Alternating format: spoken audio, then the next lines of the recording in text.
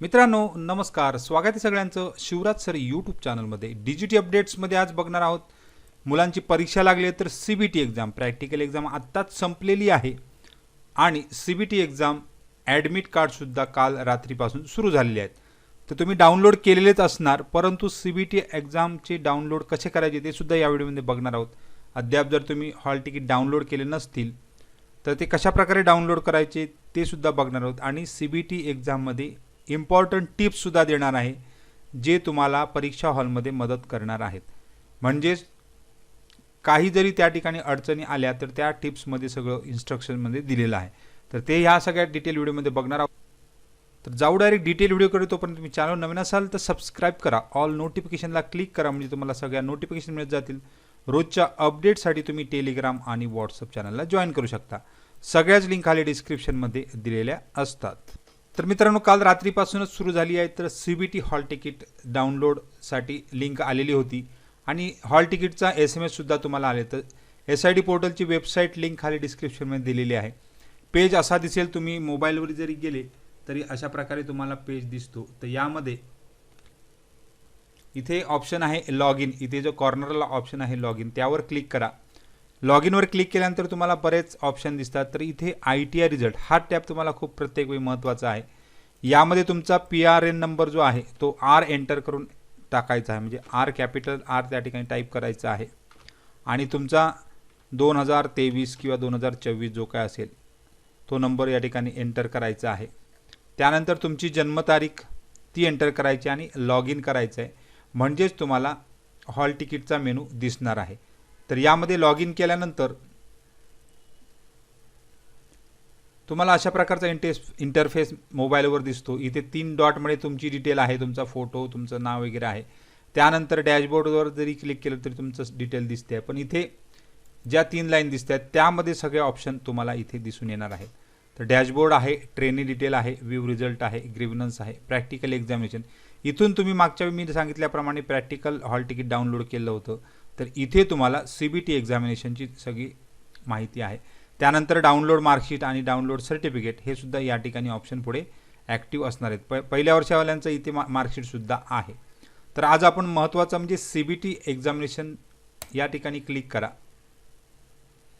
इथे क्लिक केल्यानंतर तुम्ही फर्स्ट इयरचे असाल, सेकंड इयरचे असेल तर दोन रो दिसतो. तर या ठिकाणी फर्स्ट इयर असल्यामुळे फक्त एकच सिंगल रो दिसतोय. ॲक्शनमध्ये 3 इथे दिसत आहेत ऑप्शन. तर या 3 ऑप्शनमध्ये इथे डाउनलोड CBT हॉल तिकीट असा ऑप्शन आहे बघा. तर या डाउनलोड CBT हॉल तिकीटवर क्लिक केलं की तुम्हाला डाउनलोड हॉल तिकीट अशा प्रकारे तुम्हाला PDF मध्ये मिळणार आहे. त्यामध्ये तुमची पूर्ण माहिती जी खूप महत्त्वाची आहे, तुमची तारीख जी आहे ती कधी आहे, एक्झाम कधी आहे ते या ठिकाणी दिली आहे, वेळ खूप महत्त्वाची आणि तारीख 11 तारीखला दोन्ही पेपर त्या ठिकाणी एकत्रच असतात.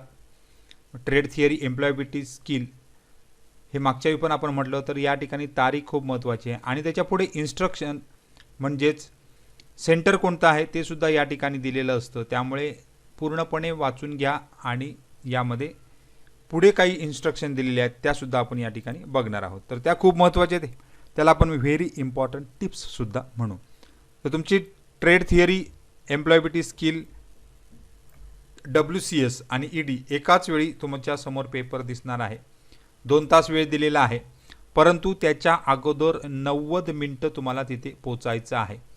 म्हणजे तुम्हाला जो वेळ दिलेला असतो तारखेला आणि वेळ जी महत्त्वाची आहे ती म्हणजे इथे म्हटलेलं आहे, बोल्डमध्ये म्हटलं आहे कॅन्डिडेट रिपोर्टिंग टाईम 90 मिनिट्स, म्हणजे 1.5 तास अगोदर त्या ठिकाणी तुम्हाला पोचायचं आहे.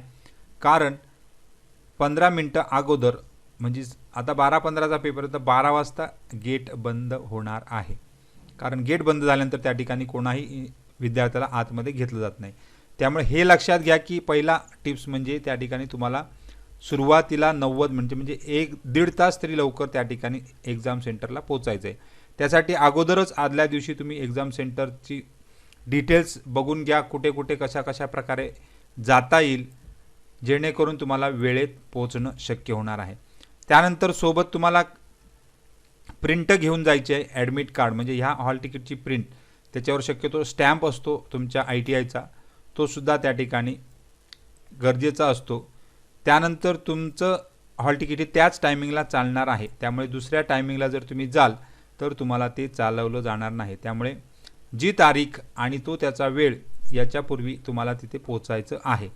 त्यानंतर पुढे आहे तुम्हाला सोबत काय घेऊन जायचं, तर याची प्रिंट आहे. त्याचबरोबर तुम्हाला गव्हर्नमेंट कोणते तरी ID कार्ड म्हटलेलं आहे, त्यामध्ये आधार कार्ड आलं विथ फोटोग्राफ, पॅन कार्ड आलं विथ फोटोग्राफ, पासपोर्ट असेल, ड्रायव्हिंग लायसन्स असेल, वोटर ID असेल, किंवा महत्त्वाचं म्हणजे या ठिकाणी ITIने किंवा तुमच्या NSTIने किंवा जे कोण अथॉरिटी असते त्याने दिलेलं आय कार्ड, ते खूप महत्त्वाचं असणार आहे.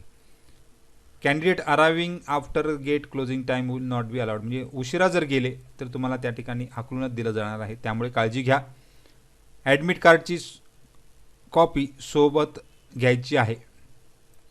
Candidate without the printed not allowed, म्हणजे तुम्हाला सोबत प्रिंट घेऊन जायचं आहे. अगदी महत्त्वाचं म्हणजे no request for change in examination centre, कोणत्याही पद्धतीत एक्झामिनेशन सेंटर हे चेंज केले जाणार नाहीत असं म्हटलेलं आहे. जे महत्त्वाचे टिप्स आहेत त्या ठिकाणी देतोय. त्यामुळे 15 नंबरला बघा, तुम्ही सोबत कोणत्याही प्रकारचे जे डॉक्युमेंट्स आहेत किंवा बुक्स आहेत, नोट्स आहेत, हे घेऊन जायचं नाही आहे. फक्त तुम्हाला काय काय लागणार आहे त्या खाली दिलेलं आहे. तर याच्यापैकी कोणतंही त्या ठिकाणी जे बोल्डमध्ये दिलेलं आहे ते काहीच त्या ठिकाणी एंट्री दिली जाणार नाही आहे.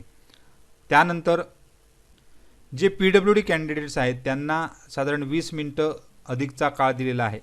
आणि महत्त्वाचं म्हणजे शेवटी बघा, इथे करायचं नाहीच आहे तुम्हाला. जे काही गोष्टी इथे दिल्या आहेत, तुम्ही कॅल्क्युलेटर वापरता येणार नाही, तुम्हाला स्लाइड रूल वापरता येणार नाही, पेजेस वापरता येणार, मोबाईल वापरता येणार नाहीत, हे तर नाहीच आहे. सोबत काय घ्यायचं आहे ते फक्त या ठिकाणी आता बघा, तुम्हाला सोबत एखादं आय कार्ड, ॲडमिट कार्ड म्हणजे तुम्हाला हॉल तिकीटची प्रिंट आणि सोबत आय कार्ड दोन्ही गरजेचं आहे, फक्त हॉल तिकीट चालणार नाही. ट्रान्सपरंट वॉटर बॉटल, म्हणजे तुम्ही पाणी पिण्यासाठी पूर्णपणे आरपार दिसणारी ट्रान्सपरंट वॉटर बॉटल सोबत घ्यायची आहे, जेणेकरून पाणी पिण्यासाठी उपयोग पडेल. हँड सॅनिटायझर असल्यास घेऊन जा, हे काही गरजेचं नाही आहे. आणि एक बॉल पेन घ्या असं त्या ठिकाणी म्हटलेलं आहे. त्यामुळे ॲडमिट कार्ड आणि आय कार्ड हे खूप कंपल्सरी आहे. बाकी इतर टिप्स कुठून त्या ठिकाणी आपल्याला प्रॅक्टिस टेस्ट घ्यायचे आहेत, ते सुद्धा या पुढच्या व्हिडिओमध्ये घेऊन येत आहे.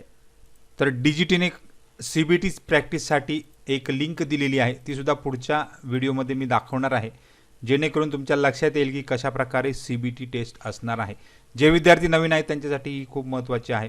तर सगळ्यांना खूप खूप शुभेच्छा आहेत. परीक्षेसाठी सुद्धा शुभेच्छा आहेत. वेळेत पोचा आणि व्यवस्थितरित्या पूर्ण पेपर सोडवायचा आहे. खूप खूप शुभेच्छा आणि धन्यवाद.